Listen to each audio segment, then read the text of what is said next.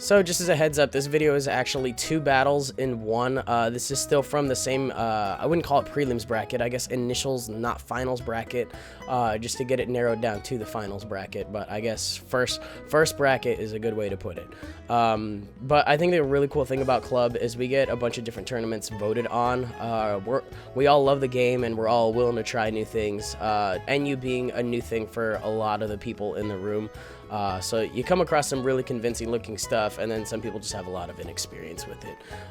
That to kind of an extent happened in these 2 games, but I'm not really judging or throwing around any fingers for it, because by all means this team looked freaking solid. I was like, oh my god, this looks like a couple of things I've seen on Showdown. This is going to be kind of scary. So I'm going to go ahead and lead off with Scyther. Actually, I figured it was a decent lead matchup to a lot of things, and it turns out he's actually scared of Scyther, which I am a big fan of. I think I ended up going for a U-turn. The one thing I was fearing slash scared about is that this Mag Mortar was going to have Flame Body, and I was going to proc it on the U-turn. If it turns out to be Vital Spirit, like a lot of the ones I've seen in this tier, owing to, you know, just Sleep Powder and a lot of that stuff in general, then I would have procced it, but thankfully I didn't. I'm able to U-turn out into Heliolisk and knock this thing out with a Hyper Voice. I went for Hyper Voice, actually expecting Virizion to come back in, but it did not, which is pretty cool. And I'm actually going to go for another Hyper Voice on the Pikachu, and it just dies. Every Pikachu I ran into that day just died in one shot. Like, Pikachu does not do good against things that it does not outspeed. If Pikachu cannot one-shot, it needs to go away. It needs to get out. It needs an adult. It needs to leave the premises. Otherwise, it's in trouble. I was very surprised to see that the Mesprit did not take the Volt Switch as well as I thought. And I'm forgetting if it was this guy or the guy after me. But he told me that he had NU pokes, but he just entered because he wanted to see what the NU metagame was like, and he hadn't really EV'd any of them.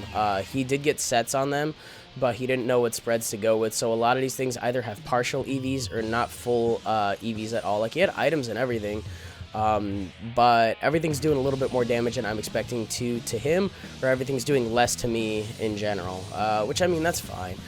He did, you know, I do Volt Switch, or not Volt Switch, U-turn out here, into the T-Bolt, but to be fair, it doesn't really do that much. You know, this is a special defensive Print Pull-Up, which does just fine against some of the faster fire types in the tier, like Scarf Typhlosion, Mag Mortar, things like that. It's pretty nice, but he's going to go for U-turn, get this thing in the building as I get up my Stealth Rocks, which is fine. I figured it was a good turn to do it, just because Mesprit was not really going to be doing a lot, especially with the super effective hit.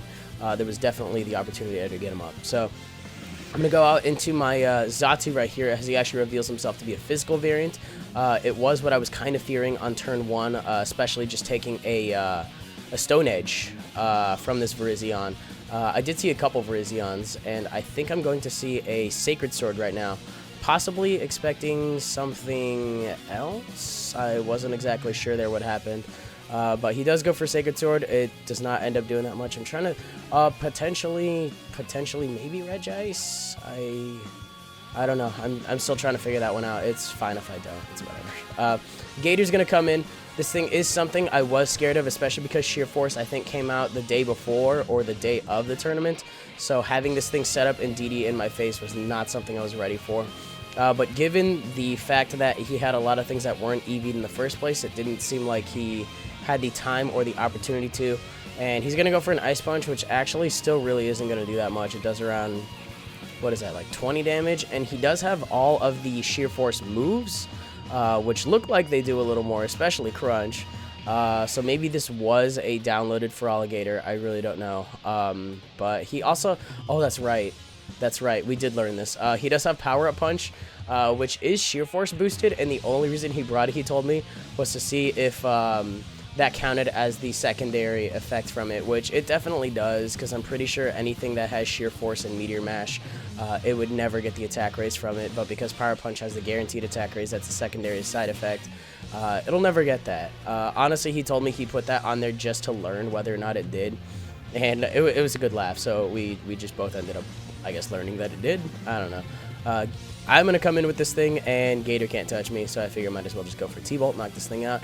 Did I mention what a huge threat Heliolisk is in NU? Like, this thing really did need to go, but in the meantime, I'm glad I actually used it at the tournament, because there's a decent amount of camera upload around, to be honest, and I think I'm actually just going to go ahead and end up and clean up with this thing, just because I can knock out the Gator with T-Bolt. I can knock this thing out with Hyper Voice from the range of HP it's at. I'm pretty sure Virizion, if it's not knocked out, is at a low enough HP range to where I can knock it out with a Hyper Voice.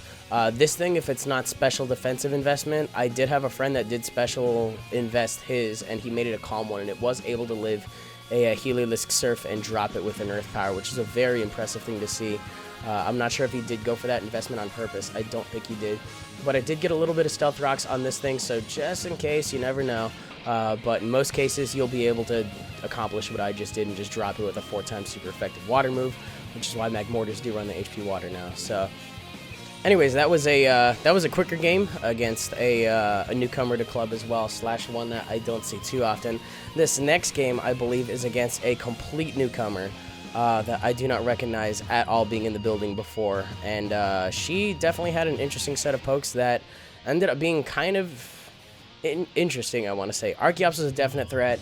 Crustle, I did not know what it really wanted to do. It could have been a shell smashing variant. It could have just been a defensive hazard setter. Miltank, I was really worried about being thick fat because I know Regice can do a lot of damage to it otherwise. But there don't really seem to be a lot of ghosts down in that tier aside from Mismagius and maybe like Haunter and maybe Golurk, I guess. So not a lot of justification for Scrappy. But I think she did end up being Scrappy, and then she's got Lantern, and Tropius was an interesting call there, and we'll see what else she's got. It's definitely a different combination of Pokemon that I wasn't really used to seeing. Maybe something I would just run into randomly on Showdown, probably like 4th or 5th game. That kind of combination, not necessarily that skill level though, because I don't know anything about my opponents. So right off the bat, turn 1 Stealth Rock. I'm like, son of a bitch! I thought you would have been scared off by a Scald. I guess not, but I figure I was going to go ahead and try to set up my Stealth Rocks, figuring Crustle would be scared off by the idea of taking a potential Scald. It just didn't give a shit, and I was like, well, son of a bitch, if I don't get away with a Defog somewhere along the way, I am just not going to be able to do anything here. And it turns out that this Crustle had a red card, which is like, okay, if it brings in Scyther, I am royally fucked. Instead, just to make things a little bit sillier, it brings in Xatu, which is something that definitely could have blocked the Stealth Rocks on turn 1, but, you know, if I was facing a competent player, I could have just eaten a knockoff right there, or I could have eaten a Stone Edge. Now, the really funny thing I do want to mention about this Xatu is because I did just inject it right before the tournament, I did not know whether or not it was going to be battle ready / legal. So I figured I would try to breed one of my own, so I left the Everstone on this one, and then I popped it in the daycare, and I left the Everstone on it during team registration, and it was supposed to have a Colbur Berry. The TO did not let me change the item. He said I could take it off, which I actually did end up doing, if I'm not mistaken, just because I didn't want to take extra knockoff damage. If anything, that's why the Colbur Berry was there, to reduce knockoff damage from shit like Hariyama and whatnot. And then this is actually a Specs Lantern. This thing hurts a lot. I definitely misplayed the shit around this thing. I was like, okay, I should be able to roost up and get a decent amount of HP back, and it turns out that this T-Bolt hurts like a motherfucker. I should have just dropped it right there. But right off the bat, I'm at a disadvantage because I thought that this thing was going to be a special defensive one. The thing almost cleans my clock entirely. Like, what the shit? I'm not about to stand around for that. So thankfully I do, but I almost lose 2 Pokemon in the process. Specs Lantern, definitely go try it. That thing threw me for a loop. And Mismagius is naturally going to be able to outspeed me unless it's running a bulkier spread, but it's definitely not. So it's just going to go for Shadow Ball. That's fine. I did lose my one thing that was faster to this thing, ended me into its primary form of Stab. This thing did have Shadow Ball and T, but Heliolisk would have been perfect for it. So I'm silently kicking myself here just because I don't have a lot for it. And I figure, you know what? Regice, possibly next biggest thing since sliced bread. We'll see what we can do about it. But I'm actually just going to go ahead and lock myself into Ice Beam and see what kind of work I can put in with this thing. And this is the point in time where I realize, this is where I actually do realize that this thing is a threat. This thing is a huge threat to her team. Now that Lantern's gone, she has no real ice resistances, especially if Miltank happens to be thick fat. But you're going to see how much this does, and you're going to see that this thing is definitely not thick fat. On top of that, when it goes for Curse, I believe it's actually going to end up being slower than me after that speed drop. So I'm going to be able to go for, if I'm not mistaken, 2 ice beams to just knock this thing out clean. Especially after Stealth Rock. Despite how bulky it is, I'm pretty sure even with leftovers, I have a really good chance of knocking it out. If not, just knock it out straight. If I'm not mistaken. Do I take a body? I do take a body slam. But I'm pretty sure, like I said, I'm still able to knock this thing out. That Miltech being pretty, I'm assuming, I'm not sure what kind of defense that is. But it got 2-shot by an ice beam, and that's just fine by me. On top of that, I still got HP to burn, so if Tropius wants to come in and, you know, potentially go for a Dragon Dance or, like, you know, not knock me out, which I think is what it tries doing, take a little bit from rocks and whatnot, and it goes for sub, which was actually a pretty good play to go for, not gonna lie, just to, you know, safely stall out the rest of the burn damage I had going on. But I did get rid of half of Tropius' HP, as well as, you know, just dropped him as Magius, and muscled through a Miltank, basically froze that ground beef for later. Regice, dang, you'll be back later, trust me. We are not done talking about you just yet. But definitely cleared the way for Typhlosion to just go ahead and go for Eruptions, especially because I'm not Scarfed. Miss Magius was going to be something that could lower my HP. I'm definitely faster than a lot of the rest of the things on her team, except for Archeops, now that I'm totally just remembering that. That was a scary thing all of a sudden. And I think this thing is actually no items acrobatics, which, ugh. It does not take me out, but I'm able to go 4 in HP ice and bring this thing into defeatist range, which doesn't seem like it counts for a lot right now. But if she wants to go for Roost to bring herself back up, I should be able to go for another HP ice and still just bring it back in again. But thankfully this thing still is at around 25%. As long as I can take in acrobatics without my Eviolite, which I do think even with natural bulk and the fact that she's in defeatist range, I should be able to, and I'm able to knock this thing out with the Scald. So that got a little scary near the end there. I think I just had my Scyther left, so even if Scald didn't do it, I'm hoping it would have left it at a range where Quick Attack would have been able to take it out. And did I have any pokes left?